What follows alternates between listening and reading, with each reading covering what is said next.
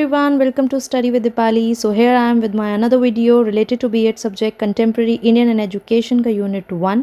We are completed two systems in our previous videos. Now we are here with the third topic, education in the medieval period. तो जानते हैं medieval period के बारे में. Medieval period India के सब continent में तब आया जब मुगल्स का रूल था. इसकी starting 7th and 8th century में हुई और इस एरा में कई सारे बदलाव देखे गए. So many transformations. इस पीरियड में कई सारे सल्तनत एंड एम्पायर्स बने जिनकी वजह से बहुत सारे चेंजेस देखे गए. कुछ नए social systems and new education system का भी स्टैब्लिशमेंट हुआ. सो इस पीरियड में एक सोसाइटी फॉर्म हुई जो थी मेडिवल मुस्लिम सोसाइटी, जिसका फीचर्स थोड़े कॉम्प्लेक्स थे. इसके 3 पिलर्स थे, religious, gender and social classes. इसकी वजह से बहुत सारे बदलाव आए और डीपली इम्पैक्ट ये हुआ कि ट्रेडिशनल इंडियन कल्चर में गिरावट आई, डिक्लाइन हो गया वो. वहीं दूसरी तरफ नॉन मुस्लिम सोसाइटी थी जो कि एज अ प्रोटेक्टेड क्लास थी और उसको डिमीज बोला जाता था. इनको अपनी प्रोटेक्शन और अपने रिलीजन की प्रोटेक्शन के लिए एक टैक्स देना पड़ता था जिसको जिज़िया बोला जाता था. So in Muslim period education system is divided into 2 level. First one is primary level and second one is secondary level. So in primary level जैसे कि पढ़ाई वैदिक पीरियड में गुरुकुल्स में कराई जाती थी, प्राइमरी लेवल की जो पढ़ाई थी मुस्लिम पीरियड्स में वो मकताब्स में कराई जाती थी और सेकेंडरी लेवल की पढ़ाई मदरसाज में कराई जाती थी. जो मकताब्स थे उसमें एक ही टीचर हुआ करते थे और वो कुछ बेसिक लैंग्वेजेस के बारे में बच्चों को पढ़ाते थे, यंग चिल्ड्रंस को, राइट. जैसे कि बेसिक लिटरेचर कराई जाती थी, बेसिक अर्थमेटिक्स कराए जाते थे और रिलीजियस की बातें बताई जाती थी, कुरान्स पढ़वाई जाती थी. तो ये सब वो प्राइमरी लेवल में सीखते थे.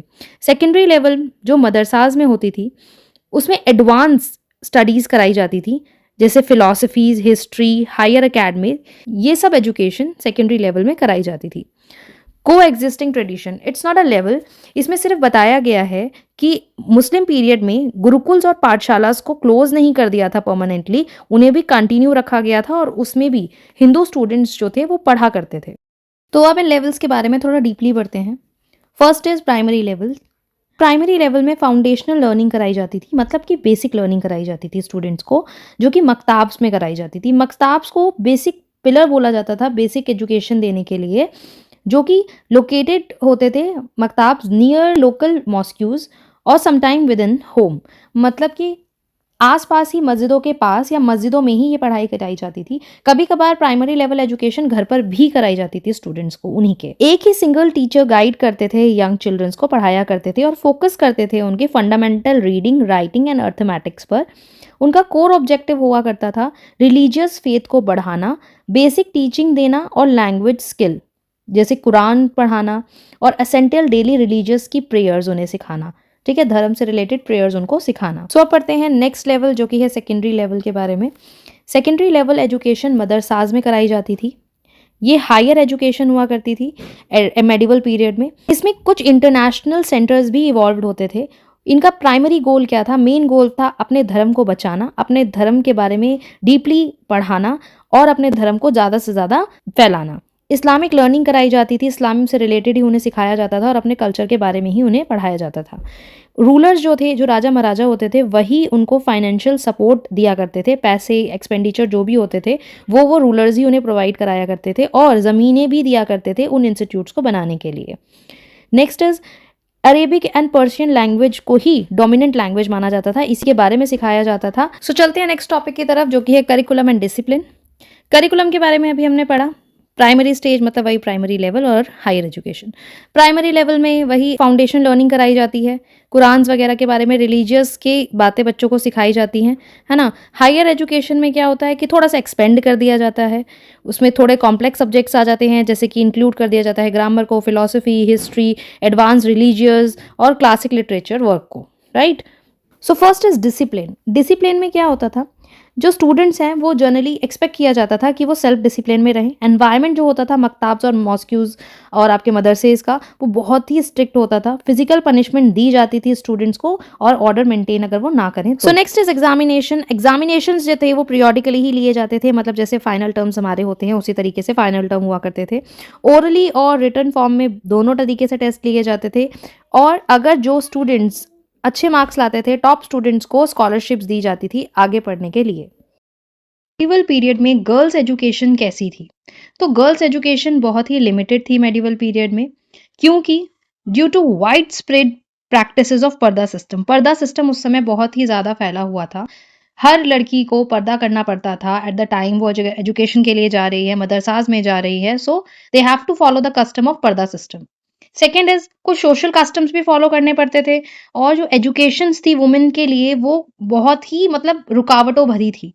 Most girls are were excluded from higher education institute. बहुत सारी गर्ल्स को हायर एजुकेशन इंस्टीट्यूट से एक्सक्लूड कर दिया जाता था, मदरसा से भी एक्सक्लूड कर दिया जाता था। लेकिन दूसरी तरफ ही जो गर्ल्स होती थी वेल्दी फैमिली की, रॉयल फैमिली की, राजा महाराजाओं की जो बेटियां हुआ करती थी, रानियां हुआ करती थी, वो प्राइवेट ट्यूशन रिसीव करती थी। मतलब बुलाया जाता था मदरसा से टीचर्स को और वो उन्हें वहीं पर ही पढ़ाया करते थे। Royal daughters often become highly skilled. इसीलिए जो रॉयल डॉटर्स होती थी वो बहुत ही ज्यादा हाईली स्किल्ड और अकम्पलिश्ड होती थी डिफरेंट लैंग्वेजेस में, क्लासिकल लिटरेचर में, फाइन आर्ट में, म्यूजिक में, ड्रामाज में, तो दे बिकम हाईली स्किल्ड। लेकिन जो बाकी गर्ल्स होती थी उस सिस्टम में, उनको ये सब चीजें पर्दा सिस्टम की वजह से और कस्टम्स की वजह से वो पढ़ाई नहीं कर पाती थी। तो मुस्लिम एजुकेशन के एम क्या थे? फर्स्ट, अपने कल्चर और अपने कल्चर की नॉलेज बढ़ाना, the development of knowledge both worldly and spiritual understanding. अपने धर्म के बारे में लोगों को बताना, स्प्रेड करना अपने धर्म को, और अपने धर्म से रिलेटेड बातों को लोगों तक अंडरस्टैंड करवाना। ठीक है, इनका मेन एम था। नेक्स्ट इज अपने धर्म को स्प्रेड करना, हर जगह फैलाना, प्रिजर्व करना अपने धर्म को, इस्लामिक कल्चर को, करेक्टर बिल्डिंग करना, डेवलपमेंट करना पर्सनल करेक्टर्स को, और हाईली मोरल स्टैंडर्ड्स को बढ़ाना, एंड एजुकेशन देना, आर्ट्स की, स्किल्स की, वोकेशनल ट्रेनिंग्स की। इनका एक एम और था कि जो भी इंडियन अगर वो अरेबिक और पर्शियन लैंग्वेज में पढ़ता है और उसके बाद इस्लामिक एटिकेट्स को अडॉप्ट करता है तो उसको हाई एडमिनिस्ट्रेटिव पोस्ट दी जाएगी। तो काम के लिए वो हाई एडमिनिस्ट्रेटिव पोस्ट पर अपॉइंट किया जाएगा अगर वो इस्लामिक एडिकेट्स को अपनाता है और अरेबिक और पर्शियन में पढ़ाई करता है।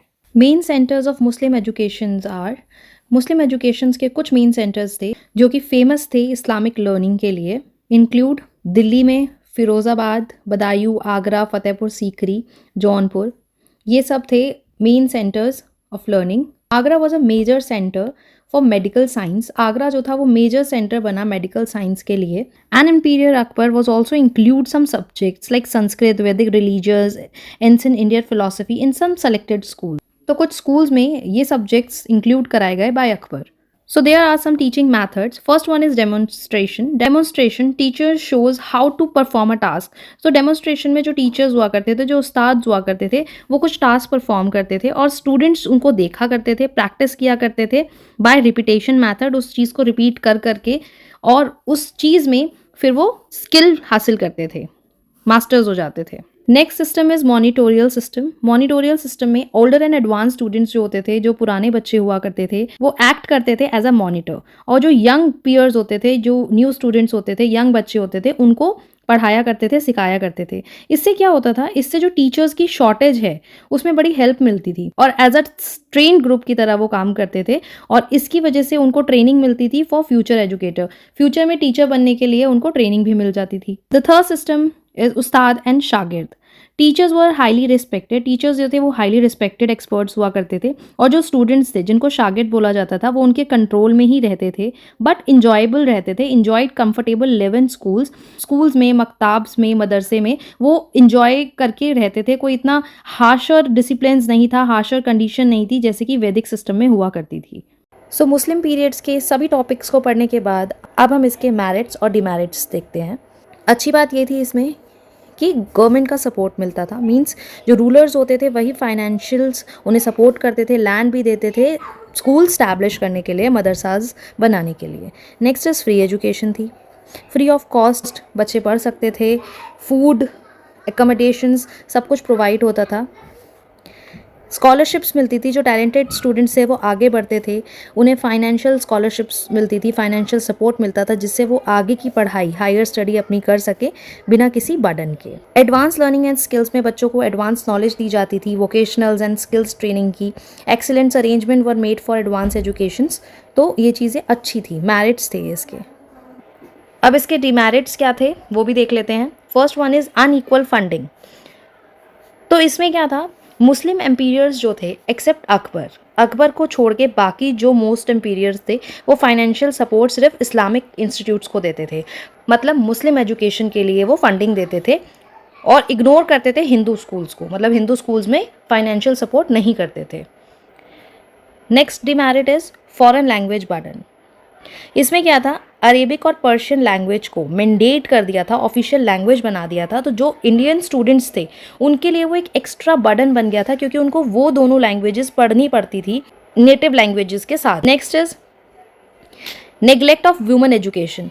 While girl could attend basic maktabs, social customs like पर्दा excluded them for higher मदरसाज education. जो गर्ल्स हुआ करती थी उन्हें सिर्फ बेसिक एजुकेशंस के लिए बेसिक स्कूल्स भेजा जाता था मकताब्स में, और हायर एजुकेशन के लिए मदरसाज में पर्दा सिस्टम कस्टम था, सोशल कस्टम था उनका, तो पर्दा सिस्टम की वजह से वो हायर एजुकेशंस नहीं ले पाती थी। Next demerit is emphasise of rote learning, मतलब कि रटने वाली चीज़ें। A major focus was on memorising religious version and teaching. Religious version मतलब कुरान वगैरह को मेमोराइज कराया जाता था, रटाया जाता था, ये एक रोट लर्निंग थी स्टूडेंट्स के लिए। एक इंपॉर्टेंट जर्नली क्वेश्चन आता है, explain comparative study of early Vedic period and later वैदिक पीरियड। तो हम इसके बारे में पढ़ लेते हैं।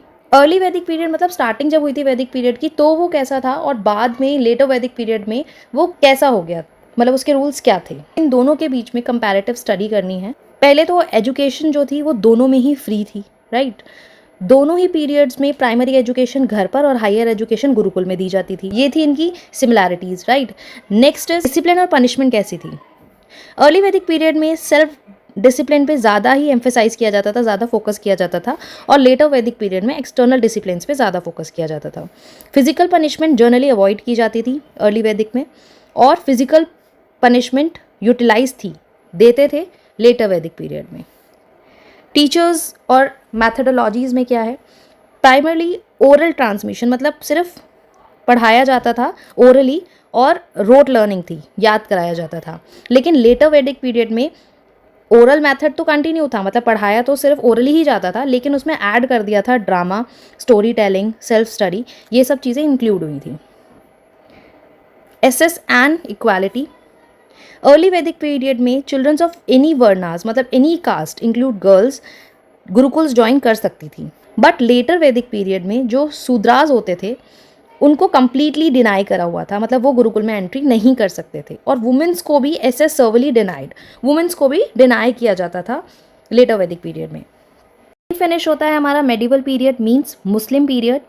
अगर आपके कोई भी क्वेश्चंस हैं तो आप कमेंट सेक्शन में पूछ सकते हैं। नेक्स्ट वीडियो में हम नेक्स्ट यूनिट करेंगे सेम सब्जेक्ट की। आई होप आपको इस वीडियो के सभी टॉपिक समझ आए होंगे। कैसी लगी ये वीडियो कमेंट सेक्शन में ज़रूर बताना, and do like and subscribe to my channel for the further videos. Thank you.